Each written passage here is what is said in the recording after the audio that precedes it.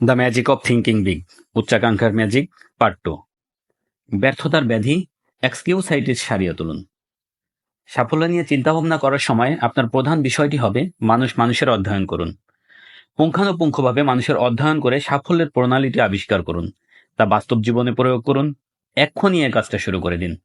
মানুষের মনোভাব নিয়ে সুগভীরভাবে অধ্যয়ন করলে দেখবেন ব্যর্থ মানুষগুলি এক ভয়ানক ব্যাধিতে আক্রান্ত।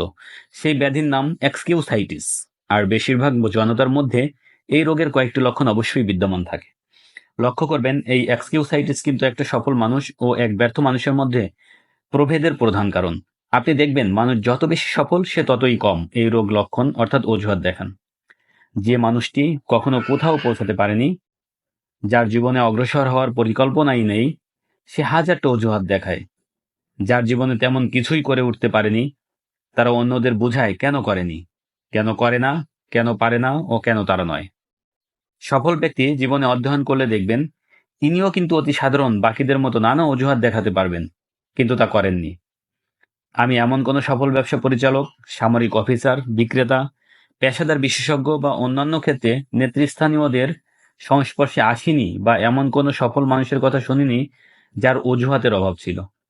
রুজভেল্ট তার অচল পা দুটির অজুহাত দিতে পারতেন। ট্রুম্যান কলেজ শিক্ষার অভাব সে ব্যর্থতার কারণ বলে অভিহিত করতে পারতেন। কেনেডি বলতে পারতেন এত অল্প বয়সে কি করে প্রেসিডেন্ট হব। জনসন ও আইসেনহায়ার হৃদরোগের অজুহাত দেখাতে পারতেন। অন্যান্য যে কোনো রোগের মতোই এক্সকিউসাইটিসের যথাযথ চিকিৎসা না হলে তা বিপজ্জনক হয়ে উঠতে পারে। এই রোগাগ্রস্ত মানুষের চিন্তাভাবনা অনেকটা এরকম: আমার যতটা সফল হওয়া উচিত আমি ততটা সফল না। নিজের এই ব্যর্থতার কি অজুহাত দেওয়া যায়? ভগ্ন স্বাস্থ্য, শিক্ষার অভাব, বয়স বেশি, খুব কম বয়স, দুর্ভাগ্য, ব্যক্তিগত দুর্ভোগ, বউ ভালো না, পরিবারের দোষ। অজুহাতের ব্যাধিতে আক্রান্ত এই ব্যর্থ মানুষটি ভালো একটি অজুহাত খুঁজে বের করে সেটাকে অস্ত্র হিসেবে ব্যবহার করে। এরপর নিজের অসামর্থ্যের কারণ বোঝাতে গিয়ে নিজেকে ও অন্যদের এই অজুহাত শোনায়। যতবার এই রোগাগ্রস্ত মানুষটি অজুহাত দেখায়, ততই তার অবচেতন মনে গভীরভাবে এই অজুহাত গেঁথে যায়।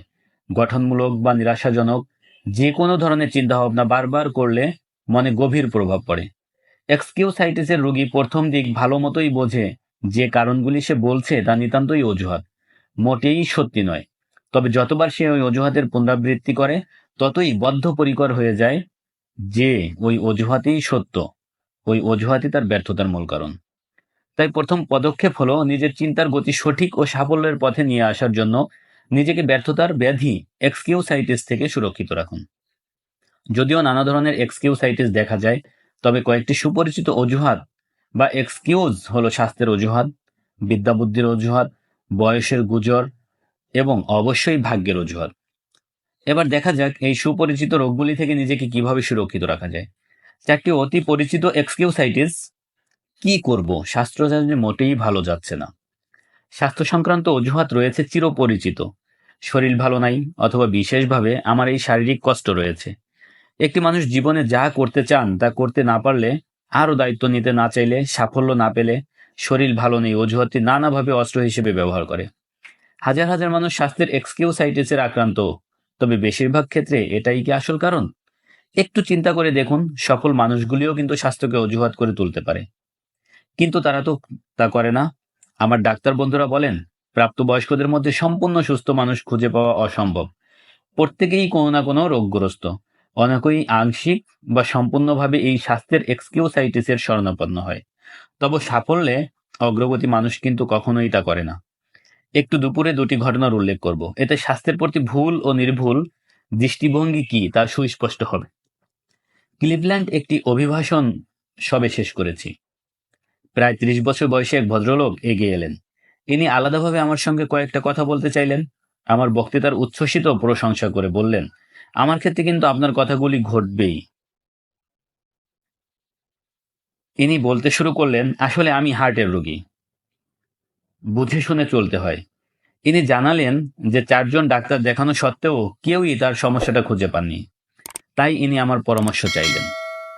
আমি উত্তর দিলাম, যেহেতু হার্টের ব্যাপারে আমার কিছু জানা নেই, তবে সাধারণ মানুষ হিসেবে ৩টি পরামর্শ দিতে পারি, যা আমি নিজে হয়তো করতাম। প্রথম, শহরের সেরা হৃদরোগ বিশেষজ্ঞের সঙ্গে দেখা করে তার সিদ্ধান্ত চূড়ান্ত বলে মেনে নিতাম। আপনি 4 জন ডাক্তার দেখিয়েছেন, এদের মধ্যে কেউই আপনার হৃদযন্ত্রে কোনো অস্বাভাবিকতা খুঁজে পাননি। এবার 5ম ডাক্তারের নির্ণয় চূড়ান্ত মেনে নিন। হয়তো আপনার হার্ট সম্পূর্ণ সুস্থ, তবে আপনি এরকম দুশ্চিন্তা করলে শিগগিরই অসুস্থ হয়ে পড়বেন। দ্বিতীয় পরামর্শটি হলো ডক্টর শিবুলালের প্রখ্যাত বই হাউ টু লিভ 365 ডেজ এ ইয়ার পড়ুন।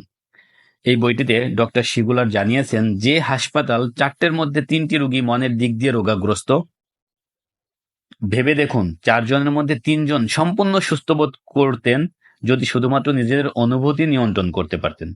ডক্টর শিগুলারের বইটি পড়ুন ও অনুভূতির সঠিক পথে চালানোর পন্থা শিখে নিন। তৃতীয়ত, মৃত্যুর আগে মরব না। বহু আগে যক্ষা রোগে আক্রান্ত আমার এক উকিল বন্ধু আমাকে কয়েকটি ভালো পরামর্শ দিয়েছিল। এই বিপন্ন ভদ্রলোককে সেগুলি বুঝিয়ে বললাম। আমার উকিল বন্ধুটি জানতেন যে তার নিয়ন্ত্রিত জীবনযাপন করতে হবে, তবে তার আউন চর্চা, সুন্দর পারিবারিক জীবনযাপন ও জীবনকে উপভোগ করার পথে তা কখনোই বাধা হয়ে উঠতে পারেনি। আমার সেই বন্ধুটির বয়স এখন 78। তার ভাষায় তার জীবন দর্শন হলো, মৃত্যু না হওয়া পর্যন্ত আমি বেঁচে থাকব, জীবন ও মৃত্যু দুটিতে গুলিয়ে ফেলবো না। যতদিন এই পৃথিবীতে আছি আমি বাঁচতে চাই। আধমরা হয়ে বাঁচবো কেন? একটা মিনিটও মৃত্যু ভয়ে কাটানোর মানে সেই 1 মিনিট সে ওই মুহূর্তে বেঁচে নেই। তখন আমার প্লেন ধরার তাড়া ছিল। আমাকে ডেট্রয়ের জন্য রওনা হতে হয়। প্লেনে আমার দ্বিতীয় সুমধুর অভিজ্ঞতাটি হলো, প্লেন টেক অফ করার পর ঠিক আওয়াজ শুনে চমকে উঠলাম। পাশের ভদ্রলোকের দিকে তাকালাম, আওয়াজটা সম্ভবত সেদিক থেকেই আসছিল। প্রসন্ন হেসে ভদ্রলোক বললেন, ভয় নেই, বোমা নয়, এটা আমার হার্টের আওয়াজ। অবাক হলাম শুনে। তাই উনি ব্যাপারটা বুঝিয়ে বললেন, 21 দিন আগে ওর একটা অপারেশন হয়, বুকে একটি প্লাস্টিকের ভাল্ব বসানো হয়। এই কৃত্রিম ভাল্বের চারদিকে নতুন কোষ তৈরি হওয়া পর্যন্ত, অর্থাৎ বেশ কয়েক মাস এই টিকটিক শব্দ শোনা যাবে। উনি বললেন, উনি কি করবেন একথা জিজ্ঞাসা করায় বললেন, আরে আমার দারুণ সব পরিকল্পনা আছে। মিনেসোটায় ফিরে আমি আইন পড়ব। আমি সরকারি চাকরিতে যোগ দিতে চাই। ডাক্তার বলেছে প্রথম কয়েক মাস আমার সাবধানে থাকতে হবে, তারপর একদম নতুন মানুষ হয়ে উঠব।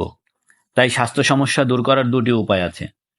প্রথম ব্যক্তি নিজের রোগের ব্যাপারে নিশ্চিত নয়, অথচ সে অযথা দুশ্চিন্তা করে হতাশ হয়ে পড়েছে, জীবনটা ব্যর্থ হতে চলেছে, তার পক্ষে অগ্রসর হওয়া অসম্ভব, এ কথাটা প্রমাণ করার চেষ্টা করছে।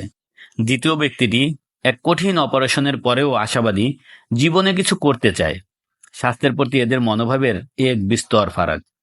আমি স্বাস্থ্যের এক্সকিউসাইটিসের প্রচুর প্রত্যক্ষ অভিজ্ঞতা পেয়েছি। আমি ডায়াবেটিসের রোগী। এই রোগ ধরা পড়ার পর, অর্থাৎ প্রায় হাইপোডার্মিক আগে, আমাকে সতর্ক করে দেওয়া হয় ডায়াবেটিস যদিও শারীরিক সমস্যা, তবে এই রোগের প্রতি হতাশাজনক মনোভাব প্রভূত ক্ষতির কারণ হয়ে উঠতে পারে। এ ব্যাপারে যত বেশি চিন্তা করবেন ততই বিপদে পড়বেন। স্বভাবতই এই রোগ ধরা পড়ার পর আমি বেশ কয়েকটি ডায়াবেটিসের রোগীর সংস্পর্শে এসেছি। 2টি উদাহরণ দেই। একজন রোগীর ডায়াবেটিস যদিও যৎসামান্য, তবুও সে প্রায় অর্ধমৃত। আবহাওয়ার পরিবর্তনের ভয়ে প্রায় সব সময়ই সে আপাদমস্তক নিজেকে ঢেকে রাখে। সংক্রমণের ভয়ে সে সামান্য সর্দি কাশির লক্ষণ দেখলেই সেখান থেকে পালায়। অতিরিক্ত পরিশ্রমের ভয়ে সে কিছুই কাজ করে না। কি হতে পারে এই দুশ্চিন্তা করে বেশিরভাগ মানসিক শক্তির অপচয় করে। তার সমস্যাটা কি যে ভয়ঙ্কর সে বোঝাতে গিয়ে অন্যদের অতিষ্ঠ করে তোলে। এই ভদ্রলোকের আসল রোগ কিন্তু ডায়াবেটিস নয়, সে এক্সকিউসাইটিসের রোগী। রোগ নিয়ে আক্ষেপ করে সে নিজেকে অথর্ব করে ফেলেছে। অপর উদাহরণটি হলো এক বিশাল প্রকাশনালয়ের এক বিভাগীয় ম্যানেজার। এর রোগটি সত্যি সুকঠিন ও দুরারোগ্য। উপরোক্ত ভদ্রলোকের তুলনায় ইনি 30 গুণ বেশি ইনসুলিন নেন, তা সত্ত্বেও রোগ তাকে জব্দ করতে পারে না। কাজ উপভোগ করে আনন্দ করার জন্য ইনি বেঁচে আছেন। আমাকে একদিন বললেন, অসুবিধা তো হয়ই, তা দাড়ি কামানোটাও তো বিরক্তিকর। তাই বলে বসে শুয়ে দুশ্চিন্তা করে জীবন কাটাবো না। যখনই ইনসুলিন নেই, আমি ইনসুলিনের আবিষ্কারককে অশেষ ধন্যবাদ জানাই। আমার এক প্রিয় বন্ধু, এক বিখ্যাত কলেজের অধ্যাপক, 1945-এ ইউরোপ থেকে ফিরল অঙ্গহানি নিয়ে। একটা হাত না থাকা সত্ত্বেও জন সদা হাস্যমুখ, পরোপকারী। আমার পরিচিত অন্যান্য আশাবাদীদের মতো সেও আশাবাদী। ওর ওই শারীরিক অক্ষমতার ব্যাপারে আমরা দুজন একবার দীর্ঘ আলোচনা করেছিলাম। এ তো শুধু একটা হাত, ও বলেছিল, অবশ্য একের চেয়ে 2ই তো ভালো। তবে ওরা তো শুধু আমার হাতটা কেটে বাদ দিয়েছে। আমার উৎসাহ উদ্দীপনা এখনো 100% রয়েছে, তাই আমি কৃতজ্ঞ। আমার আরেক প্রতিবন্ধী বন্ধু সুদক্ষ গল্ফার। একদিন আমি ওকে প্রশ্ন করি, ও একটা হাত দিয়ে কিভাবে এত ভালো খেলে। দুহাতেও অনেক গলফার এত ভালো খেলতে পারে না। ও উত্তর বলেছিল, আমার অভিজ্ঞতা বলে একটা হাত ও সঠিক মনোভাব যে কোনো দুটি হাত বিশিষ্ট ভুল মনোভাবাপন্ন মানুষকে অনায়াসে হারিয়ে দিতে পারে। সঠিক মনোভাব ভেবে দেখুন, শুধু গল্ফ কোর্সই নয়, এটা বাস্তব জীবনেও সাফল্য প্রযোজ্য। স্বাস্থ্যের এক্সকিউসাইটিস নিরাময়ের 4টি উপায়। স্বাস্থ্যের এক্সকিউসাইটিস সারানোর 4টি মোক্ষম ওষুধ বলি। 1. নিজের স্বাস্থ্য নিয়ে কোন রকম আলোচনাই করবেন না। রোগের ব্যাপারে তা যদি সামান্য সর্দি কাশিও হয়, যত আলোচনা করবেন তা ততই গুরুতর হয়ে উঠবে। সুস্থতার ব্যাপারে কথাবার্তা বলা অনেকটা আগাছায় সার দেওয়ার মতো। তাছাড়া নিজের স্বাস্থ্য নিয়ে আলোচনা করাটা একটা বদ অভ্যাস। এতে লোকেরা বিরক্ত হয়, মানুষকে আত্মকেন্দ্রিক মনে হয়, সেকেলে মনে হয়। সাফল্যকামী মানুষ নিজেদের রোগ ব্যাধির কথা স্বাভাবিকভাবে উপেক্ষা করে এগিয়ে যায়। হয়তো আমি বিশেষভাবে শব্দটা ব্যবহার করেছি, আপনি সামান্য সহানুভূতি পাবেন, তবে সে সব সময় শুধুই অভিযোগ করে, তাকে কেউ শ্রদ্ধা করে না। 2. স্বাস্থ্য নিয়ে দুশ্চিন্তাকে প্রশ্রয় মোটেই দেবেন না। সম্প্রতি বিশ্ববিখ্যাত মেও ক্লিনিক থেকে সম্মানের বিদায়প্রাপ্ত উপদেষ্টা ডক্টর ওয়াল্টার আলভারেজ লিখেছেন, আমি সবসময় দুশ্চিন্তাগ্রস্ত মানুষকে তার চিন্তা ভাবনা নিয়ন্ত্রণ করতে বলি। যেমন এক ভদ্রলোক আমার সঙ্গে দেখা করতে এসেছিলেন। ইনি দৃঢ় নিশ্চিত ছিলেন যে ওর পিণ্ডকোষে রোগাক্রান্ত, যদিও 8টি ভিন্ন ভিন্ন এক্স রে তার এই বদ্ধ ধারণাকে ভুল প্রমাণ করে। আমি তাকে অনুরোধ করি পিণ্ডকোষে আর এক্স রে যেন না করায়। হাজার হাজার হার্ট সচেতন মানুষকে আমি ইলেকট্রোকার্ডিওগ্রাম করতে নিষেধ করি। 3. আন্তরিকভাবে কৃতজ্ঞতা বোধ করুন যে আপনি যেমন আছেন বেশ ভালো আছেন। একটা পুরনো প্রবাদ আছে, নিজের ছাড়া জুতো জোড়া দেখে বড় দুঃখ হতো, একদিন দেখলাম একটা লোকের পাই নেই। অসুস্থ বোধ করার অবিরাম নালিশ বন্ধ করুন, যেমনটি আছেন তাতেই সুখী হন। আপনার স্বাস্থ্য সম্বন্ধে এই ভালো বোধটা আপনাকে নতুন ব্যথা বেদনা ও সত্যিকার ব্যাধি থেকে সুরক্ষিত রাখবে। 4. নিজেকে প্রায়ই মনে করিয়ে দিন, মরতে ধরার চেয়ে ক্ষয়ে যাওয়া ভালো। জীবনটা আপনার উপভোগ করুন, অপচয় করবেন না। আপনি হাসপাতাল শয্যাশায়ী হয়ে পড়ে আছেন, একথা কল্পনা করে বাঁচতে ভুলে যাবেন। কিন্তু সফল হওয়ার জন্য যে বুদ্ধি চাই, বুদ্ধিমান এক্সকিউসাইটিস অর্থাৎ আমি বোকা, ব্যর্থতার একটি অতি পরিচিত কারণ। একটা এত বেশি ব্যবহার করা হয় যে আমাদের মধ্যে প্রায় 95% মানুষ কম বেশি এই রোগে ভুগছে। অন্যান্য এক্সকিউসাইটিসের রোগীদের থেকে ভিন্ন এই রোগী নিঃশব্দে কষ্ট সহ্য করে। খুব কম মানুষ সবার সামনে স্বীকার করে যে তার বুদ্ধি নেই, সে বোকা। এই অনুভূতি লুকিয়ে থাকে মনের গভীরে। বোধ বুদ্ধির ব্যাপারে আমাদের মধ্যে বেশিরভাগ মানুষ 2টি বড় ভুল করে। আমরা নিজেদের বোধ শক্তির কম দাম দেই, অথচ অপরের বোধ শক্তি বেশি মূল্য দেই। এই ভুলবশত অনেকেই নিজেকে ঠকায়। কঠিন চ্যালেঞ্জের মুখোমুখি হতে এরা ভয় পায়, কারণ বুদ্ধি চাই। এদিকে যে মানুষটা নিজের বোধ শক্তি সম্পর্কে এতটুকু মাথা ঘামায় না, সে চাকরিটা পেয়ে যায়। আপনার কতখানি বুদ্ধি আছে তা জরুরি নয়, যা জরুরি তা হলো আপনি নিজের বুদ্ধির কতখানি সদ্ব্যবহার করছেন। যে চিন্তাধারা আপনার বুদ্ধিকে পরিচালনা করছে তা আপনার বুদ্ধির পরিমাণের চেয়ে বেশি গুরুত্বপূর্ণ। এটা খুব জরুরি। তাই আবার বলছি, যে চিন্তা আপনার বোধ বুদ্ধিকে দিশা নির্দেশ দিচ্ছে তা আপনার বোধ শক্তি পরিমাণের চেয়ে বেশি প্রয়োজনীয়। দেশের এক প্রথিতযশা বৈজ্ঞানিক ডক্টর এডওয়ার্ড টেলারকে একবার প্রশ্ন করা হয়, আপনার সন্তানও কি বৈজ্ঞানিক হবে? উনি উত্তর দিয়েছিলেন, একটা শিশুর বৈজ্ঞানিক হওয়ার জন্য বিদ্যুতের মতো দ্রুত চিন্তাধারা, অলৌকিক স্মরণ শক্তি বা স্কুলে সেরা নম্বর পাওয়া কোনোটাই জরুরি নয়। যে জিনিসটা জরুরি তা হলো ওই শিশুর বিজ্ঞানের রুচি আছে কিনা। তাহলে বিজ্ঞানের মতো বিষয়েও যা একান্ত জরুরি তা হলো আগ্রহ, রুচি।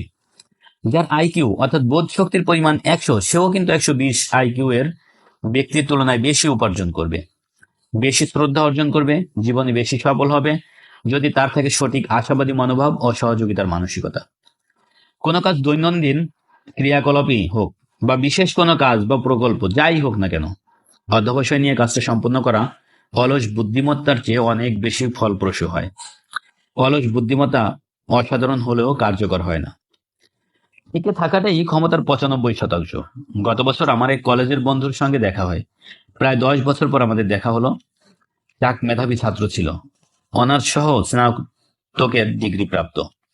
এর আগে যখন আমাদের দেখা হয়েছিল, ও বলেছিল ওর ইচ্ছা নেব্রাস্কার পশ্চিমে নিজের ব্যবসা শুরু করবে। এই চাককে প্রশ্ন করি, শেষ পর্যন্ত কিসের ব্যবসা করছে? সে স্বীকার করলো, ব্যবসা করছি, তবে নিজের জন্য নয়। 5 বছর, এমনকি 1 বছর আগেও হয়তো এ ব্যাপারে আমি কারোর সঙ্গে কথা বলতাম না। তবে এখন আমি আলোচনার জন্য প্রস্তুত। পেছনে ফিরে কলেজে পড়াশোনার দিনগুলির কথা চিন্তা করলে বুঝতে পারি ব্যবসায় অসফলতা হবেই এমন একটা ধারণা আমাদের মনে গেঁথে গিয়েছিল। ছোট ব্যবসায় ব্যর্থতার অজস্র কারণ, অসংখ্য ঝুঁকি, আকাঙ্ক্ষা খুঁজে বার করতাম।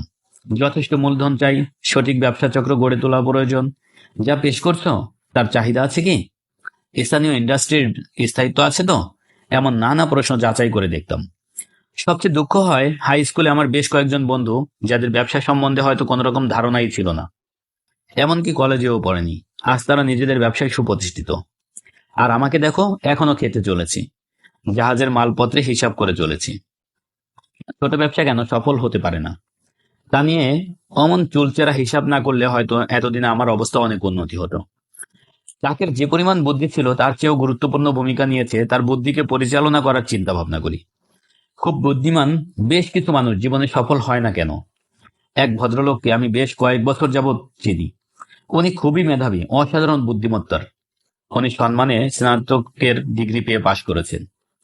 অবিশ্বাস্য রকমের বুদ্ধিসম্পন্ন এই ব্যক্তি বাস্তব জীবনে সম্পূর্ণ অসফল। অতি সাধারণ চাকরি করেন, কারণ বড় দায়িত্ব নিতে উনি ভয় পান। উনি কখনো বিয়ে করেননি, বেশ কিছু বিয়ের শেষ ফল বিবাহ বিচ্ছেদ হয়।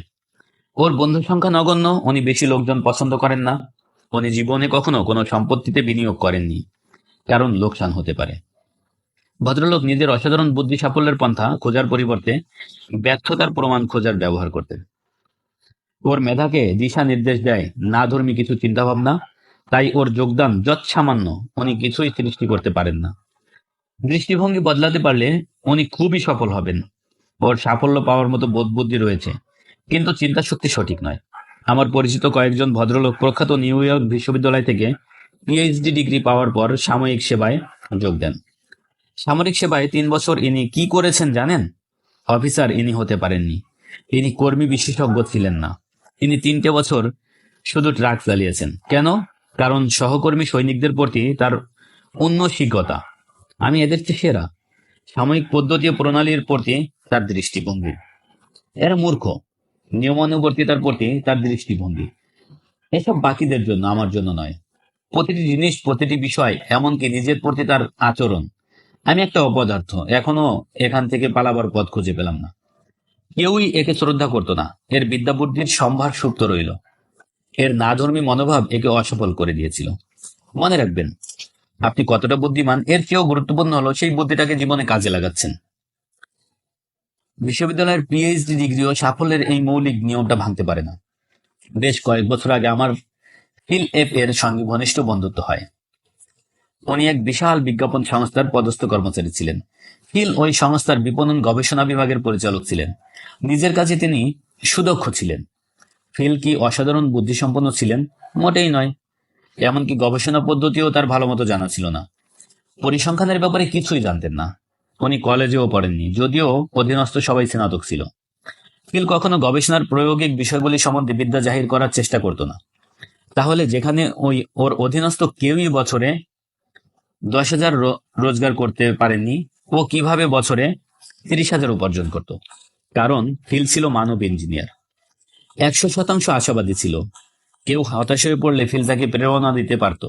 সে উৎসাহ ও উদ্দীপনায় ভরপুর ছিল। তাকে দেখে সবাই উৎসাহিত হয়ে উঠত। ফিল মানুষ চিনত, ও জানতো কোন মানুষটি কিসে উদ্দীপ্ত হয়ে ওঠে, তাই সবাইকে পছন্দ করত। বুদ্ধি নয়, ফিলের বুদ্ধি খাটানোর পদ্ধতি তাকে তার 3 গুণ বেশি আইকিউ এর মানুষের তুলনায় কোম্পানির চোখে বেশি মূল্যবান, কর্মদক্ষ করে তুলেছিল। কলেজে 100 জন ভর্তি হলে তাদের মধ্যে মাত্র 50 জন স্নাতক হতে পারে। বিষয়টা কৌতূহল উদ্দীপক। এক বিশাল বিশ্ববিদ্যালয়ের ডিরেক্টর অব অ্যাডমিনের কাছে এর কারণটা জানতে চেয়েছিলাম। পর্যাপ্ত বুদ্ধির অভাববশত যে এমন হয় তা নয়, উনি বললেন, যথেষ্ট বোধ বুদ্ধি সম্পন্ন, মেধা সম্পন্ন না হলে আমরা তাদের ভর্তি করতাম না। এখানে অর্থেরও কোনো ভূমিকা নেই। আজকাল যে কেউ ইচ্ছে করলেই কলেজের খরচ বহন করতে পারে। আসল কারণটা হলো দৃষ্টিভঙ্গি। আপনি শুনলে অবাক হবেন যে অসংখ্য তরুণরা পড়া ছেড়ে দেয় কারণ তাদের প্রফেসরকে পছন্দ হয় না। তাদের আবশ্যক বিষয়গুলি পছন্দ নয়, সহপাঠীদের পছন্দ। এই না ধর্মী নিরাশাবাদী চিন্তা ভাবনার জন্য বহু নিম্ন পদস্থ কর্মচারী কখনোই পদস্থ পরিচালকের আসনটি পায় না। অসন্তুষ্ট, নিরাশ মনোভাবাপন্ন এরকম হাজার হাজার তরুণ কর্মীদের কিন্তু বুদ্ধির অভাব নেই। একজন কর্মচারী আমাকে বলেছিল, নির্বুদ্ধিতার জন্য খুব কম তরুণদের বাতিল করা হয়। প্রায় সব সময় বাতিল করার আসল কারণটা হয় দৃষ্টিভঙ্গি। একবার আমি একটি বীমা কোম্পানির সঙ্গে কাজ করছিলাম। এদের শীর্ষস্থানীয় 25% এজেন্ট 75%-এর বেশি বীমা বিক্রি করেছিল, অথচ নিম্নস্থ 25% এজেন্ট মোট বিক্রির মাত্র 5% বিক্রি করেছিল। আমাকে এর কারণটা খুঁজে বার করতে বলা হলো। হাজার হাজার কর্মচারীর ফাইল পরীক্ষা করে দেখা যায়, গবেষণায় জানা যায় যে এদের সাধারণ বুদ্ধিমত্তায় তেমন তারতম্য ছিল না। শিক্ষার বৈসাদৃশ্য সাফল্যে প্রভেদের কারণ ছিল না। খুব সফল ও ব্যর্থ দুটি দলের মধ্যে পার্থক্যের একমাত্র কারণ ছিল দৃষ্টিভঙ্গির তফাৎ, অর্থাৎ চিন্তাধারার পার্থক্য। উচ্চ পদস্থরা দুশ্চিন্তা করত কম, উৎসাহী ছিল বেশি ও লোকজন পছন্দ করত। স্বাভাবিক বোধবুদ্ধির পরিবর্তন আনা সম্ভব, তবে কিভাবে বুদ্ধি প্রয়োগ করা হচ্ছে তা নিশ্চয়ই বদলানো যায়। সঠিক গঠনশীল প্রয়োগে জ্ঞানই শক্তি হয়ে ওঠে। বুদ্ধিমত্তার এক্সকিউসাইটিসের সঙ্গে জড়িয়ে রয়েছে জ্ঞান সম্বন্ধে কিছু ভ্রান্ত ধারণা। প্রায় বলা হয় জ্ঞানই শক্তি, তবে কথাটা সম্পূর্ণ সঠিক নয়। জ্ঞান শক্তি যদি তা প্রয়োগ করা যায় গঠনমূলক কাজে। আইনস্টাইনকে একবার প্রশ্ন করা হয়, 1 মাইলে কত ফুট থাকে? আইনস্টাইন উত্তর দিয়েছিলেন, বলতে পারবো না। যে সব তথ্য যে কোনো রেফারেল বইতে 2 মিনিটে খুঁজে পাওয়া যায়, সেগুলি মাথায় রাখার দরকার কি? এক অদ্ভুত জিনিস শেখালেন আইনস্টাইন। উনি মনে করতেন মস্তিষ্ককে তথ্য ভান্ডার না করে চিন্তা ভাবনার প্রয়োগ করাই বাঞ্ছনীয়। হেনরি ফোর্ড একবার শিকাগো ট্রিবিউটের সঙ্গে আইনি মামলায় জড়িয়ে পড়েন। ট্রিবিউন ফোর্ডকে নির্বোধ বলায় শ্রদ্ধেয় ফোর্ড মহাশয় বলেছিলেন, প্রমাণ করো। ট্রিবিউন তাকে বেশ কয়েকটি সহজ প্রশ্ন করেছিল। বেনেডিক্ট আর্নল্ডকে মহাবিপ্লব রেভলিউশনারিয়ার কবে ঘটেছিল এবং অন্যান্য। যেহেতু ফোর্ডের পুঁথিগত বিদ্যা তেমন ছিল না, তাই অধিকাংশ উত্তর দিতে পারেননি।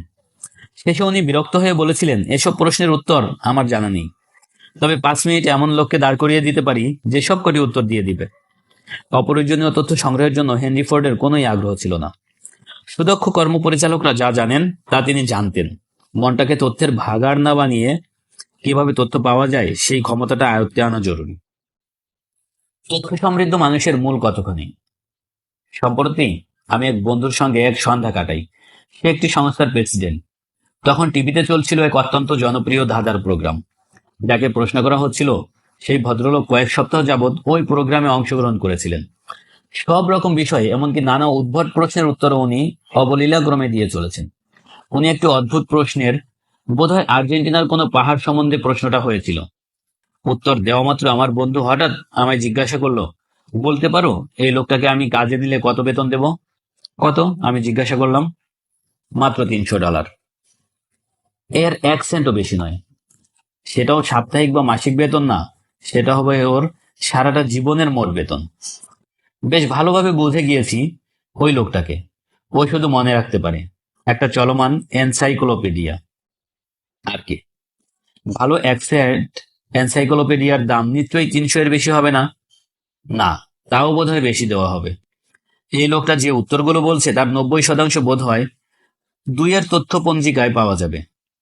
আমার কাজে আমি এমন মানুষ চাই, বন্ধু বলল, যে সমস্যার সমাধান করতে পারে, নতুন কিছু চিন্তা করতে পারে, যে স্বপ্ন দেখতে ও সেই স্বপ্নকে বাস্তবে রূপান্তরিত করতে পারে, যার মধ্যে নতুন কিছু ভাবার ক্ষমতা আছে।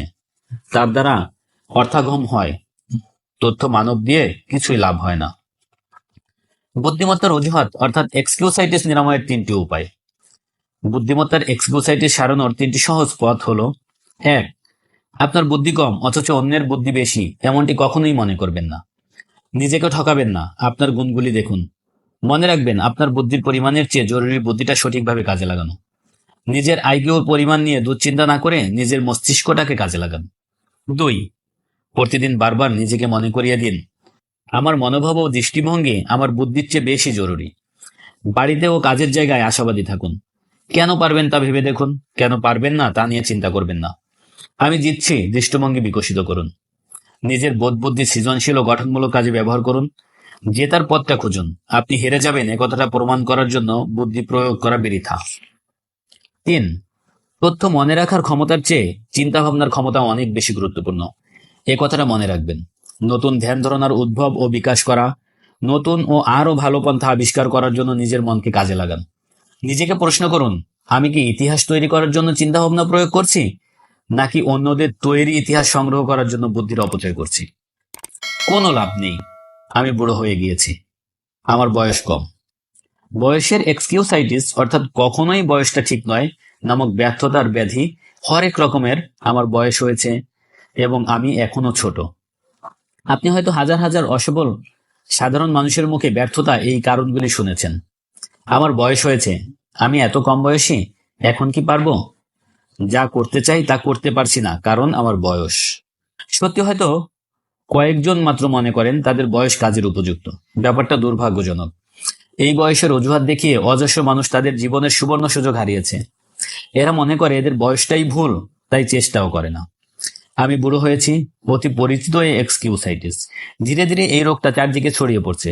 টিভিতে একটা গল্প দেখেছিলাম, এক পদস্থ কর্মচারী কোম্পানির সংঘবদ্ধ হওয়ার ফলে চাকরি হারায়। তার আর চাকরি জোটে না, কারণ সে বুড়ো হয়ে গিয়েছে। বেশ কয়েক মাস যাবৎ চাকরি খুঁজে হতাশ হয়ে আত্মহত্যা করার কথা কল্পনা করে শেষে নিজের মনকে বোঝায়, এই ভালো আছি। 40-এর কোঠায় পা রাখতেই সব শেষ হয়ে যায় না।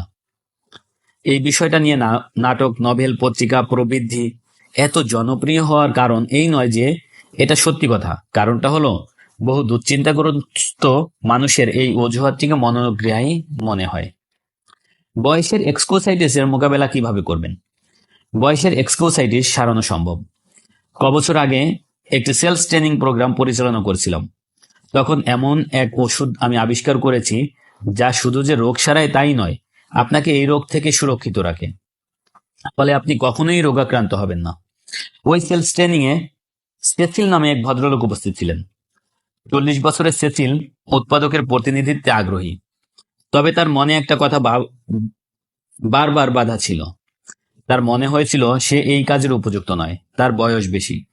তিনি বলতেন, আমাকে যে প্রথম থেকে আবার শুরু করতে হবে। 40 বছর বয়স হলো, বুড়ো হয়ে গেলাম। বেশ কয়েকবার সেসিলের সঙ্গে ওর বৃদ্ধ বয়সের সমস্যা নিয়ে আলোচনা করছিলাম। পুরনো ওষুধ নিজেকে যত বড় মনে করবেন আপনি ততই বুড়ো হয়ে উঠবেন। ব্যবহার করেও সুফল পাওয়া গেল না। প্রায় এর উত্তরে বলা হয়, কিন্তু আমার যে নিজেকে বুড়োই মনে হয়। শেষে এক অমোষ ঔষধ খুঁজে বার করলাম। একদিন ট্রেনিং এর পর সেসিলের উপর ঔষধটা ব্যবহার করলাম। প্রশ্ন করলাম, সেসিল, মানুষের জন্ম ক্ষমতা কখন বিকশিত হয়? কয়েক সেকেন্ড ভেবে সে উত্তর দিল, প্রায় 20 বছর বয়সে। আচ্ছা, আমি বললাম, এবার বলো কত বছর এই ক্ষমতা বজায় থাকে? আমার মনে হয় 70 বছর বয়স পর্যন্ত সে সম্পূর্ণ সক্ষম থাকতে পারে। ঠিক আছে, আমি বলি, 70 বছর বয়সের পরও সে খুবই সক্রিয় থাকে। তবে তোমার কথাটাই মেনে নেওয়া যাক, পুরুষের উৎপাদন ক্ষমতার আয়ু 20 থেকে 70 বছর বয়স পর্যন্ত, অর্থাৎ আয়ুষ্কাল 50 বছর। সেসিল, আমি আবার বললাম, তোমার বয়স 40, অর্থাৎ আজ কত বছর যাবত তোমার উৎপাদন ক্ষমতা সক্রিয় আছে? 20, ও উত্তর দেয়। কত বছর বাকি? 30, ও উত্তর আসে। অর্থাৎ তুমি এখনো মাঝপথেই পৌঁছাওনি। তোমার উৎপাদন ক্ষমতার মাত্র 40% ব্যবহার করেছো। সেসিলের দিকে তাকিয়ে বুঝলাম এবারও ব্যাপারটা বুঝতে পেরেছে। ওর বয়সের এক্সকিউসাইটিসে যে রোগ ছিল সেরে গিয়েছে। সেসিল সেদিন বুঝেছিল ওর এখনো সুযোগ আছে। ও নিজের চিন্তাধারা পাল্টে দিয়েছিল।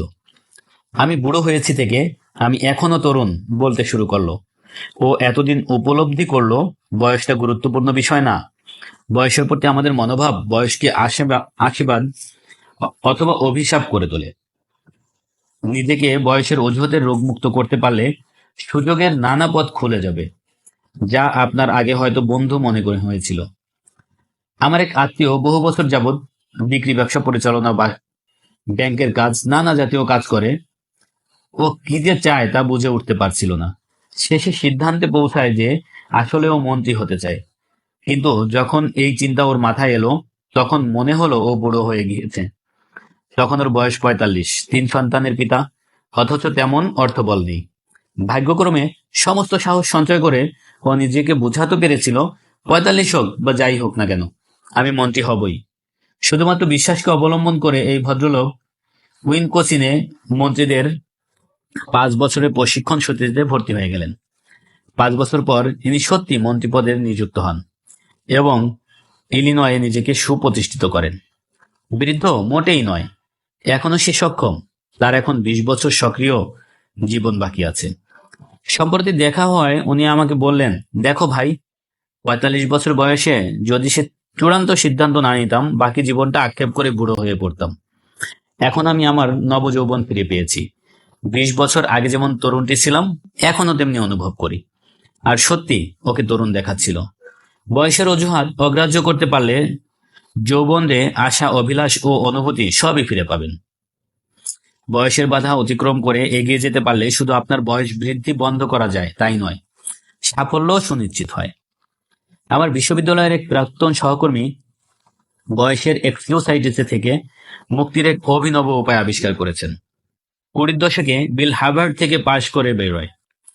স্টকের দালানিতে 25 বছর কাটানোর পর ওর ভালোই অর্থ লাভ হয়। ও সিদ্ধান্ত নিল কলেজের প্রফেসর হবে। ওকে প্রচুর পরিশ্রম করতে হবে, কিন্তু নিজের সিদ্ধান্তে অটল। বিল 51 বছর বয়সে ইলিনয় বিশ্ববিদ্যালয়ে যোগ দিল। 55 বছর বয়সে তার ডিগ্রি পায়। এখন বিল এক খ্যাতনামা লিবারেল আর্ট কলেজের অর্থনীতি বিভাগের চেয়ারম্যান। ও এখন খুব সুখী। এখনো হেসে বলে, এখনো আমার 1/3 জীবন বাকি আছে। বৃদ্ধাবস্থা ব্যর্থতা রোগ। এই রোগকে এগিয়ে যাওয়ার পথে বাধা হতে দেবেন না। একে পরাজিত করুন। বয়সটা খুব কম বলতে কি বোঝায়? আমি একেবারে ছোট, বয়সের এই অজুহাতটিও খুবই ক্ষতিকারক। বছরখানেক আগে এক 23 বছরের তরুণ, নাম তার জেরি, আমার কাছে একটা সমস্যা নিয়ে উপস্থিত। জেরি বেশ চটপটে, ভালো ছেলে। প্রথমে ও প্যারাট্রোপার ছিল, তারপর কলেজে পড়াশোনা করে। কলেজে পড়াকালীন জেরি এক বিশাল ট্রান্সফার ও স্টোরেজ কোম্পানির বিক্রি বিভাগে কাজ করে স্ত্রী পুত্রের প্রতিপালন করত। কলেজে ও কোম্পানি দুটি ক্ষেত্রেই সফল হয়। এখন অবশ্য জেরিকে চিন্তিত দেখলাম। ডক্টর শার্টস, সে বলল, একটা বিপদে পড়েছি। আমার কোম্পানি আমাকে সেলস ম্যানেজার করতে চায়। মুশকিলটা হলো, আমাকে 8 জন সেলসম্যানের সুপারভাইজার হতে হবে। আমি তাকে অভিনন্দিত করলাম। দারুণ খবর, আমি বললাম। তাই এতে এমন কি চিন্তার আছে? জেরি বলল, তাদের তত্ত্বাবধান করতে বলা হচ্ছে। তারা সবাই আমার চেয়ে 7 থেকে 21 বছরের বড়। কি করা উচিত বলুন তো? আমি কি পারবো? আমি উত্তর দেই, জেরি, তোমার কোম্পানির জেনারেল ম্যানেজার নিশ্চয়ই তোমাকে এই কাজের উপযুক্ত মনে করেছেন। তা না হলে তা তোমার দায়িত্বটা দিতেন না। 3টে কথা মনে রাখবে, দেখবে সব ঠিক হয়ে যাবে। প্রথমত, বয়স সম্বন্ধে সচেতন হবে না। আগেকার দিনে ক্ষেত খামারে কাজ করার সময় যেদিন একটি ছেলে প্রমাণ করতে পারত যে সে প্রাপ্তবয়স্কদের মতো কর্মক্ষম, সেদিন থেকে তাকে আর ছোট ছেলে মনে করা হতো না।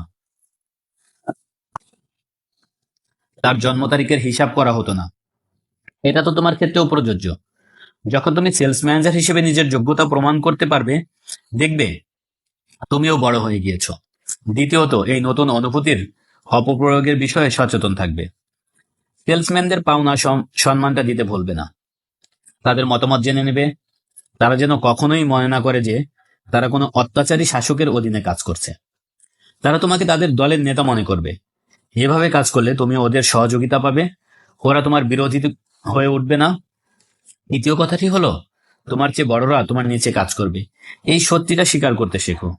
যে কোনো ক্ষেত্রে দলনেতা তাদের তত্ত্বাবধান করে।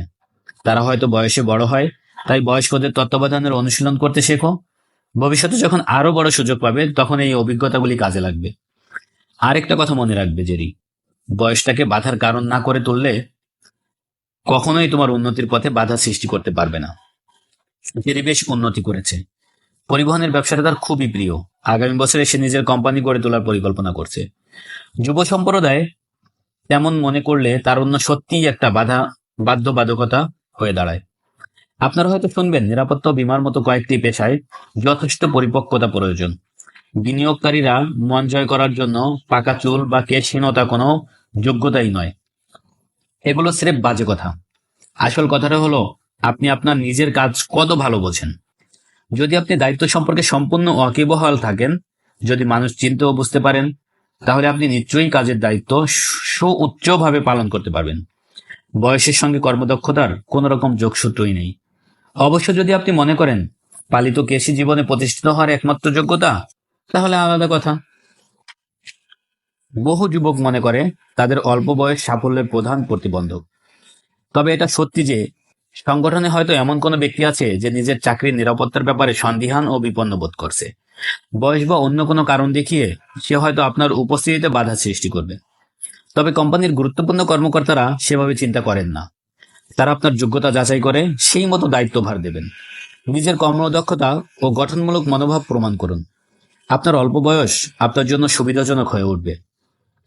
সংক্ষিপ্তভাবে বলতে গেলে বয়সের এক্সকিউসাইটিসের নিরাময়ের পন্থাগুলি হলো: 1. আপনার বর্তমান বয়সের প্রতি আশাবাদী মনোভাব রাখুন।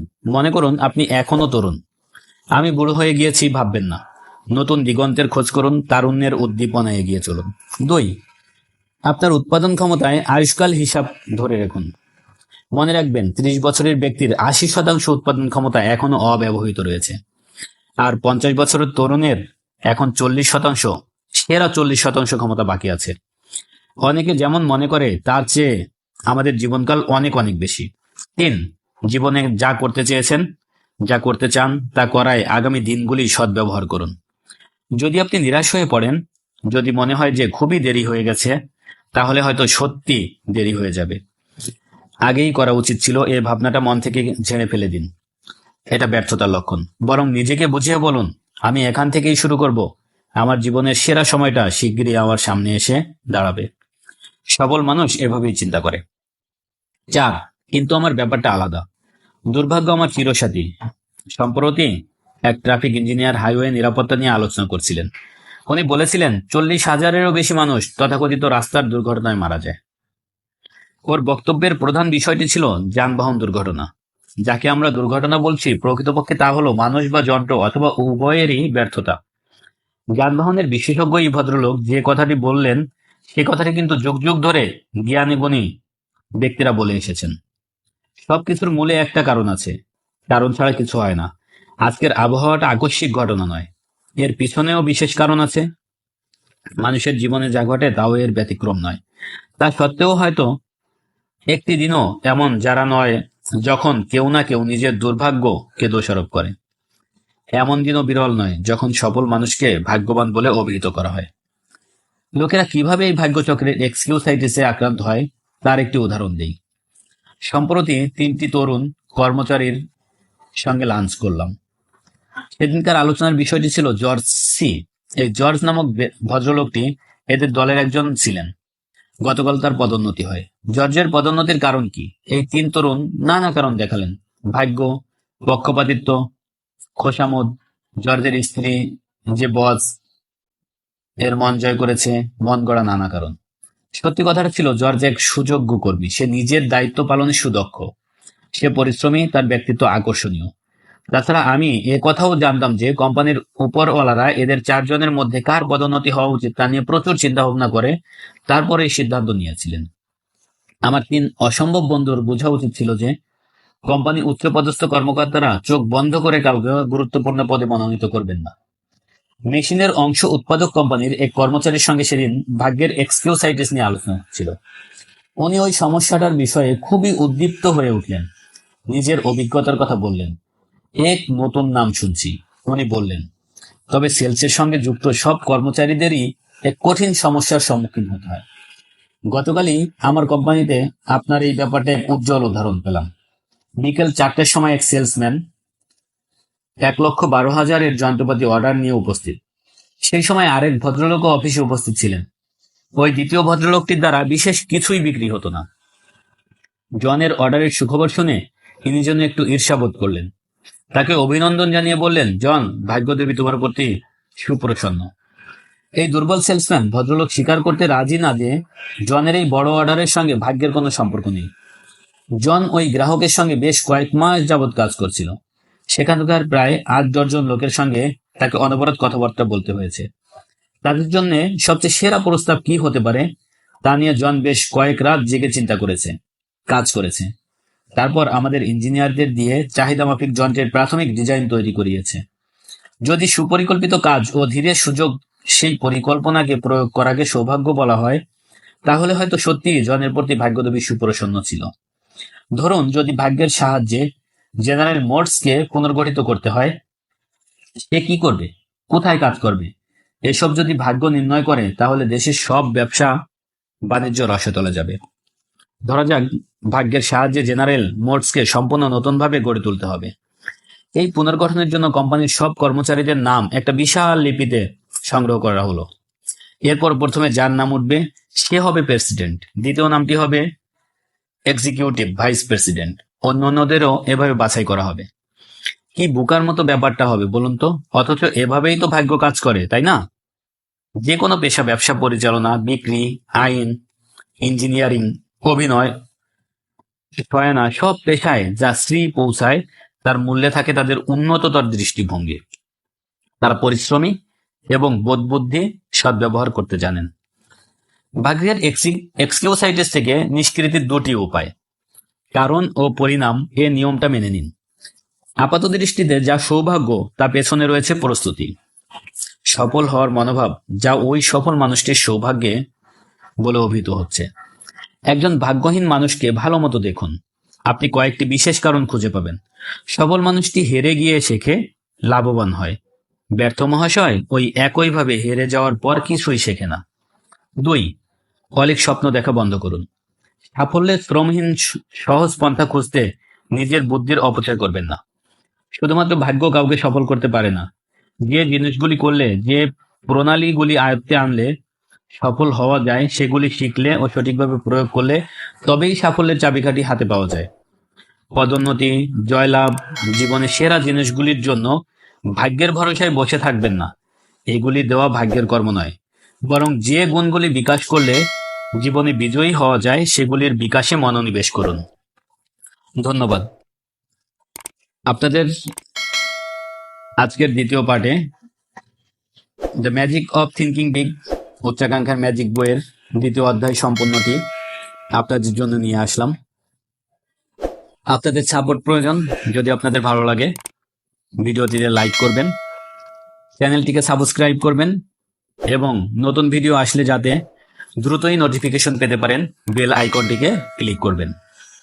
সাবস্ক্রাইব করুন এবং সাপোর্ট দিন। ধন্যবাদ।